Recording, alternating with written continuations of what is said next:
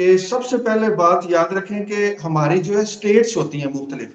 कभी हम खुश होते हैं, कभी हम नाराज होते हैं, कभी हम सैड होते हैं, कोई ना कोई कैफियत में हम होते हैं।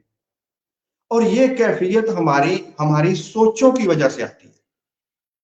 ये कैफियत हमारी लाइफ में जो हमारी स्टेट, इसको हम अपनी एनएलपी की जुबान में स्टेट कहते हैं, जो आपकी स्टेट होती है, जो आपकी ज़हनी कैफियत होती है, वो आपकी सोच से बनती है।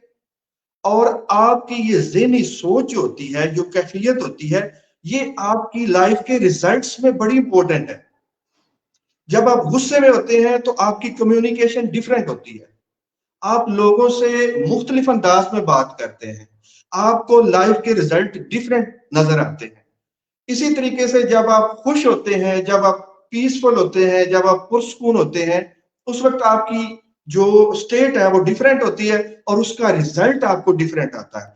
तो ये स्टेट जो होती है ये आपको कामयाब करवाने में, लाइफ में या किसी भी प्रोफेशन में कामयाब करवाने में या नाकाम करवाने में, आपकी जो ज़हनी कैफियत होती है, जिसकी मेन रीजन सोच होती है, वो बड़ी इंपॉर्टेंट है।